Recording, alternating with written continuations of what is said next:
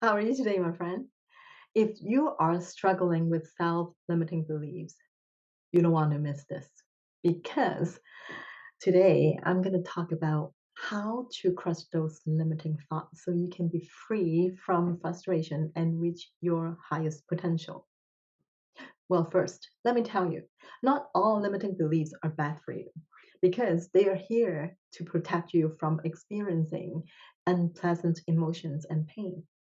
But if they are holding you back from taking risks and living up to your fullest potential, then you might want to do something about them. My name is Christine Cheung, and thank you for having me today. Limiting beliefs are part of our belief system, and that is developed over time from the day we were born. So you might want to compare them to habits, like thinking habits. And limiting beliefs are your defense mechanism in your belief system. They are here to protect us. That's right. We don't need to defeat them unless they are holding us back from reaching our fullest potential. So, how do you know which limiting beliefs should stay and which ones should go? I don't have enough time, for example. Is it a limiting belief? I'm too old or too young to start something new. Is it a limiting belief also? What if you have time? And what if age is no longer an issue? Will you take action? But keep in mind, limiting beliefs can either be true or false. Some of them could be true beliefs that there's nothing you can do about. For example, I can't lift 50,000 pounds over my head. It's a true limiting belief because physically I am incapable of living. But if I say I can't go to the gym because I don't have enough time, is it a limiting belief also? Maybe, maybe not. So when you try to determine whether or not a limiting belief is true or false, apply this rule. A limiting belief could be false if it is not based on your personal experience or it is not a physical or mental limitation. But wait a minute. You've experienced something like, let's say, you saw a course that you wanted to take, a program or a seminar that you wanted to take and register that interests you. And you want to sign up so badly, but you just couldn't fit it into your schedule. You have a lot going on. You don't have enough time. So in this case, you don't have enough time might sound like a limiting belief, an excuse, and that is stopping you from doing something you like. So this limiting belief stops you from moving forward, right? What if you ignore it and sign up for the course or register for the seminar? What is going to happen? What are the consequences? Or is there any? Or what are the rewards? What does you don't have enough time really mean in this case? What is this limiting belief trying to tell you? What is it trying to protect? So, to make it easier to remember which limiting beliefs you need to get rid of, is to ask yourself if this limiting belief statement helps you get closer to reaching your goal, or does it pull you away from it? Okay. And in this case, does taking the course or signing up for the seminar help you move closer to reaching your goal? Sometimes you need to pick and choose what to give up in order to move forward. Does it make sense?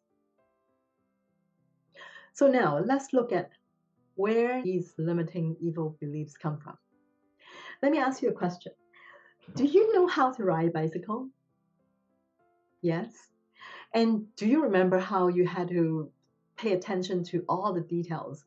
How to hold on to the handlebar, how to keep yourself balanced, and how to pedal, and so on, right?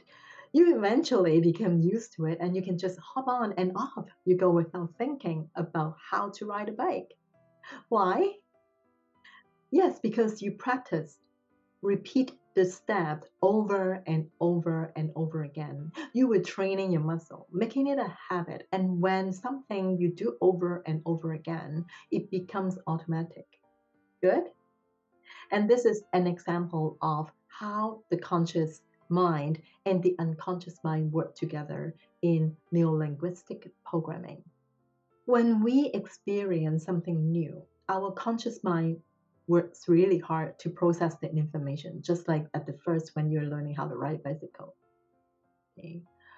You pay attention to all the steps, all the details, and you practice them. And such information and experience will be filed in the unconscious mind slowly. And during this time, your conscious mind, which is your thinking mind, is giving your unconscious mind all the information it needs to perform a particular task. But soon, your unconscious mind will take over. And once this happens, it is very difficult for the conscious mind to regain the control back. And our unconscious mind then becomes the backseat driver, which tells the conscious mind what to do, how to react, and how to behave in the environment. And which is a good thing because now your conscious mind is freed up for new information. Well, our unconscious mind is very powerful. It controls almost everything we do. Well, in fact, 95% or more of our actions are controlled by this part of the brain. In neurolinguistic programming, NLP, when you do or hear the same thing over and over again, your unconscious mind thinks is what you value and believe it is the truth. And it will tell the conscious mind to look for evidence to support it and form your belief system. So if you were told you're not good enough, you're stupid all the time, your unconscious mind takes it in and believes it is true. So that means you can manipulate the unconscious mind by giving it a different set of instruction messages, right? And here's the tip for you. First, you need to understand that the unconscious mind doesn't know how to deal with logic or reason, and it doesn't know how to interpret opposition intention. Opposition intention means, in this case, are the statement that describe something you don't want or something you want to avoid. For example, I don't want to fail my exam. In this statement, you don't want to fail. Fail is something you try to avoid, something you don't want. But the unconscious mind picks up the word fail as an instruction.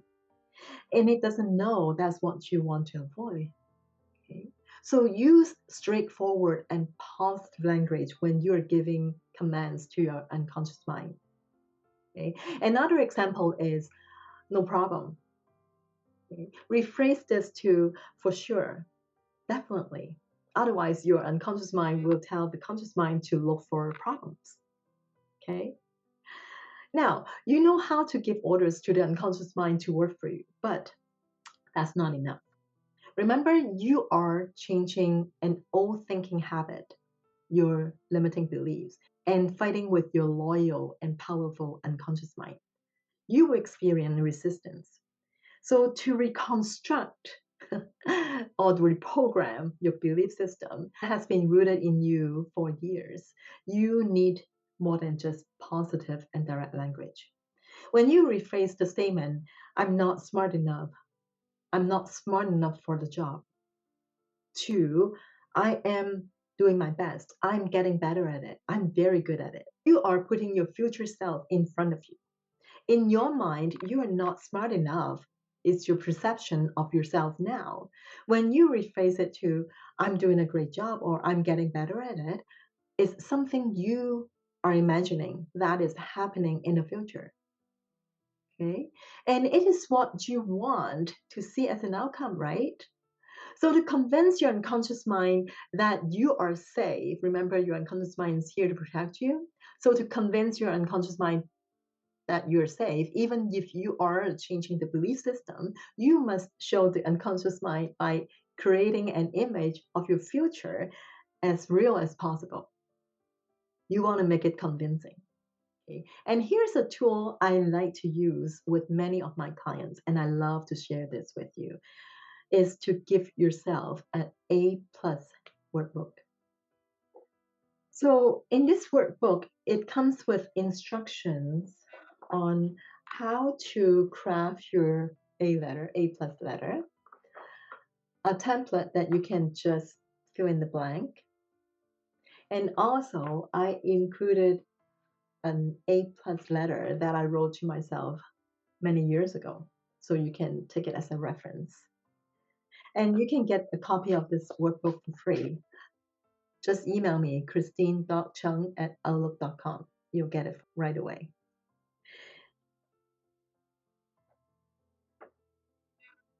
Don't forget to subscribe and also share with your friends. It's the best thing to do is to share something valuable with your friends. And I will continue to share my experience, my strategies, my journey on how to rebuild my self esteem. Talk to you next time.